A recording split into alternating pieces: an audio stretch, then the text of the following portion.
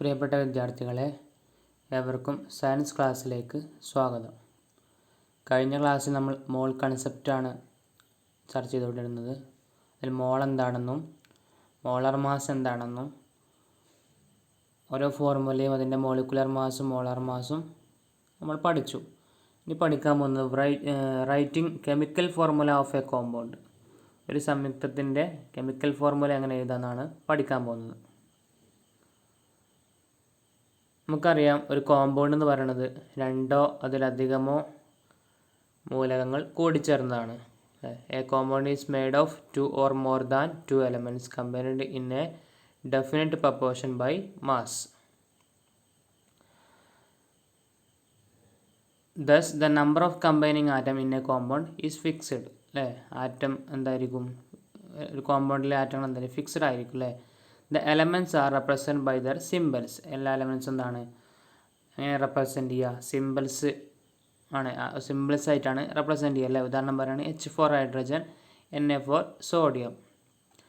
അതുപോലെ തന്നെ a compound is also represented by a shorten notation is known as formula or chemical formula.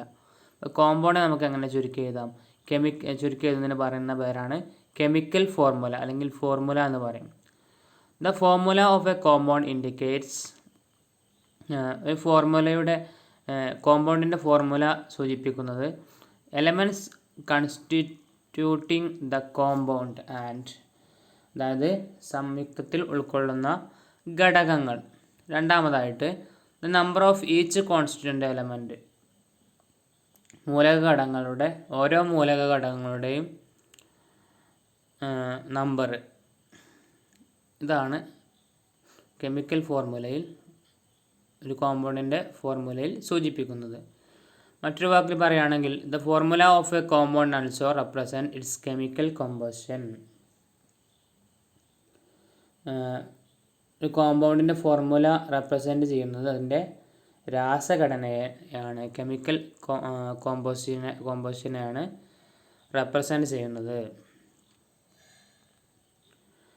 The atom of a element constituting a compound are indicated by their symbols. എലമെൻറ്റിൻ്റെ atom എങ്ങനെയാണ് indicate ചെയ്യുന്നത്? Symbols ആണല്ലേ. Number is indicated as a subscript ആയിട്ടാണ് അതിൻ്റെ number, ആറ്റങ്ങളുടെ number subscript ആയിട്ടാണ് എഴുതുന്നത് വലത് ഭാഗത്ത്.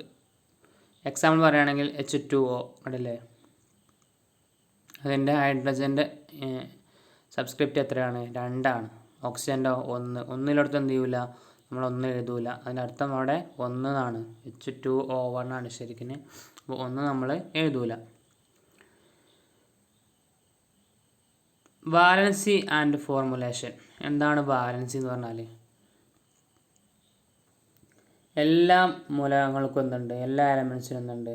ഒരു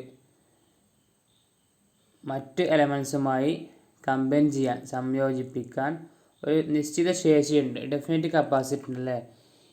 ഈ സംയോജന കപ്പാസിറ്റിയാണെന്ന് പറയുന്നത്, ഒരു എലമെൻറ്റിൻ്റെ ഈ സംയോജന ശേഷിയെയാണ് അതിൻ്റെ വാലൻസി എന്ന് പറയുന്നത്. Every element has a definite capacity to combine with other elements. This combining capacity of an element is called its valency. എല്ലാ മൂലകങ്ങൾക്കും മറ്റു മൂലകങ്ങളുമായി കൂടിച്ചേരാൻ ഒരു നിശ്ചിത ശേഷിയുണ്ട്. ഈ എലമെൻസിൻ്റെ മൂലകങ്ങളുടെ ഈ കമ്പൈൻ ചെയ്യാനുള്ള ഈ ശേഷിയാണെന്ന് പറയുന്നത്, അതിൻ്റെ കപ്പാസിറ്റിയാണെന്ന് പറയുന്നത് അതിൻ്റെ വാലൻസി എന്ന് പറയുന്നത്.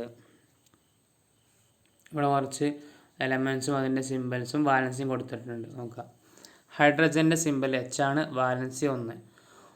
വാലൻസി എന്ന് പറഞ്ഞാൽ ശരിക്കും അത് വിട്ടുകൊടുക്കാൻ കഴിയുന്നത്. ഹൈഡ്രജൻ എന്ന് പറഞ്ഞാൽ 1 ആണ്. ഓക്സിജന് വിട്ടുകൊടുക്കാൻ കഴിയുന്ന ആറ്റങ്ങളുടെ എണ്ണം എന്ന് പറയുന്നത് 2 ആണ്. Carbon C valency 4. Nitrogen valency 3 ആണ്. ക്ലോറിൻ്റെ വാലൻസി 1 ആണ്. ബ്രോമിൻ്റെ വാലൻസി 1 ആണ്. അയഡിൻ്റെ വാലൻസി 1 ആണ്. ഫോസ്ഫറസ് P വാലൻസി 5 ആണ്. സോഡിയം സിമ്പിൾ Na വാലൻസി 1 ആണ്. മഗ്നീഷ്യം അതിൻ്റെ സിമ്പൽ Mg, വാലൻസി 2. കാൽഷ്യം അതിൻ്റെ symbol Ca, valency 2. Aluminium Al, valency 3. Iron Fe, valency 2. Barium Ba, valency 2. ഇനി അധിക സിമ്പിൾ കോമ്പൗണ്ട് എന്താണ്? 2 മൂലകങ്ങൾ സംയോജിച്ചുണ്ടായതാണ്.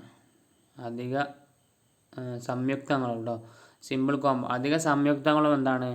2 എലമെൻറ്റുകൾ കൂടിച്ചേർന്ന് ഉണ്ടായതാണ്. അധിക സംയുക്ത കോമ്പൗണ്ടുകളും 2 എലമെൻറ്റുകൾ കൂടിച്ചേർന്ന് ഉണ്ടായതാണ്. Such compounds are called binary compounds. ഇത്തരം കോമ്പൗണ്ടുകളെ സംയുക്തങ്ങൾ എന്ത് വിളിക്കുന്നു? ബൈനറി കോമ്പൗണ്ടുകൾ എന്ന് വിളിക്കുന്നു. ഇതിൻ്റെ ഫോർമുല എഴുതാൻ വളരെ ഈസിയാണ്, ശ്രദ്ധിക്കുക. Element CCl4. സിൻ്റെ വാലൻസി 4 ആണ്. Clൻ്റെ വാലൻസി എന്താണ്? 1 ആണ്. അപ്പോൾ എങ്ങനെയാണ് എഴുതുക? സിൻ്റെ വാലൻസി Clൻ്റെ താഴത്താണ് എഴുതേണ്ടത്. Clൻ്റെ വാലൻസി സിയുടെ താഴത്താണ് എഴുതേണ്ടത്. അടുത്ത് നോക്കുക, H2O. ഹൈഡ്രജൻ്റെ വാലൻസി 1 ആണ്. അതെവിടെ എഴുതിക്കണത്? ഓക്സിജൻ്റെ താഴെയാണ് അല്ലേ, റൈറ്റ് സൈഡിലാണ് എഴുതിയിട്ടുള്ളത്. ഓക്സിജൻ്റെ വാലൻസി എത്രയാണ്? 1 ആണ്. അത് ഓക്സിജൻ്റെ വാലൻസി 2 ആണ്. അത് ഹൈഡ്രജൻ്റെ താഴത്താണ് എഴുതിക്കുന്നത്. അപ്പോൾ ഓരോ ഉദാഹരണം നോക്കുക. Hൻ്റെ വാലൻസി 1 ആണ്. Clൻ്റെ വാലൻസി 1 ആണ്. അപ്പോൾ HCl. CaO വാലൻസി 2 ആണ്. NaCl, എന്നയുടെ വാലൻസി 1 ആണ്. Clൻ്റെ വാലൻസി 1 ആണ്. NH3, എന്നിൻ്റെ വാലൻസി 3 ആണ്. Hൻ്റെ വാലൻസി 1 ആണ്. അപ്പോൾ എന്നിൻ്റെ താഴെ Hൻ്റെ വാലൻസി എഴുതും, Hൻ്റെ താഴെ എന്നിൻ്റെ വാലൻസി എഴുതും. അങ്ങനെയാണ് നമ്മൾ കോമ്പൗണ്ടുകളെ എഴുതുന്നത്. ഇനി ശ്രദ്ധിക്കുക, sometimes an element shows more than 1 type of valency. ചില സമയത്ത് എലമെൻസുകൾ എന്ത് ചെയ്യും? ഒന്നിലധികം വാലൻസികൾ ഉണ്ടാവും. അത്രയും വാലൻസി ഉള്ളവരെ നമുക്ക് എന്താ വിളിക്കാം? വേരിയബിൾ വാലൻസി എന്ന് പറയാം. We say element has variable valency. നമുക്കെന്ത് പറയാം? എലമെൻ്റ് എന്തുണ്ട്? വേരിയബിൾ വാലൻസി ഉണ്ട്, വ്യത്യസ്ത തരം വാലൻസി ഉണ്ടെന്ന് പറയാൻ സാധിക്കും. എക്സാമ്പിൾ പറയാൻ നൈട്രജൻ. നൈട്രജൻ്റെ വ്യത്യസ്ത വാലൻസി ഉള്ള ഓക്സൈഡ്സുകളാണ് N2O, N2O2, N2O3, N2O4, N2O5 അല്ലേ. ഇതൊക്കെ നൈട്രജൻ്റെ വാലൻസി വ്യത്യാസമല്ലേ. N2Oയിൽ നൈട്രജൻ്റെ വാലൻസി എത്രയാണ്? 1 ആണ്. N2O2ൽ നൈട്രജൻ വാലൻസി 2 ആണ്. N2O3ൽ നൈട്രജൻ്റെ വാലൻസി ഓൻ്റെ താഴത്താണല്ലോ ഇത് 3 ആണ്. N2O4 നൈട്രജൻ വാലൻസി 4 ആണ്. N2O5 നൈട്രജൻ വാലൻസി 5 ആണ്. If you take valency of oxygen equal to അല്ലേ, വാലൻസി ഓഫ് ഈക്വൽ ടു ഓക്സിജൻ്റെ വാലൻസി എത്രയാണ്? എല്ലാത്തിലും 2 ആണ്. പക്ഷേ നൈട്രജൻ്റെ വാലൻസി, നൈട്രജൻ ഓക്സൈഡ്സിൽ നൈട്രജൻ്റെ വാലൻസി 1, 2, 3, 4, 5 അങ്ങനെയാണല്ലോ അല്ലേ.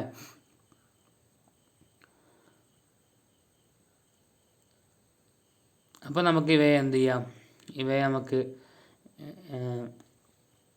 ഒരു പ്രിഫിക്സ് എന്ന് പറയും. പ്രിഫിക്സ് ആയിട്ട് വിളിക്കാം ഇവയെ. എങ്ങനെ? ഒരു ആറ്റമുള്ളവയെ പ്രിഫിക്സ് മോണോ എന്ന് പറയാം. ഉദാഹരണം പറയുകയാണെങ്കിൽ കാർബൺ മോണോക്സൈഡ് CO കണ്ടില്ലേ. രണ്ടാമത്താണ് ഡൈ എന്ന് പറയാം, prefix di. Carbon dioxide CO2, carbon dioxide example.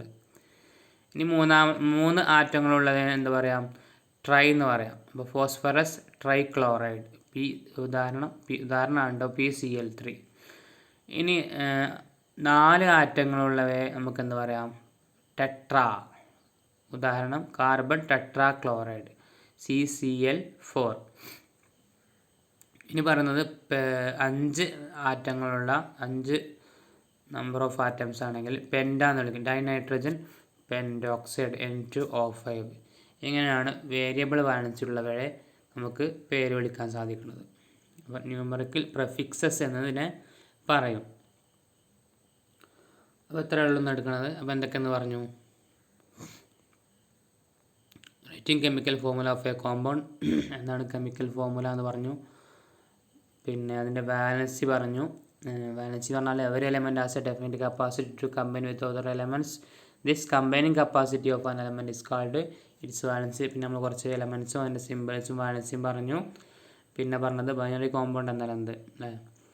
Most of the simple compound are made of 2 elements. Such compounds are called binary compounds. പിന്നെ അതങ്ങനെ എഴുതാമെന്ന് പറഞ്ഞു. പിന്നെ വേരിയബിൾ വാലൻസി അല്ലേ, variable valency ഉള്ളവയെ നമുക്ക് എങ്ങനെ വിളിക്കാം, പ്രിഫിക്സ് ആയിട്ട് വിളിക്കാം അല്ലേ. Mono, di, tri, tetra, penta. ബാക്കി നമുക്ക് അടുത്ത ക്ലാസ്സിലെടുക്കാം. ഓക്കെ.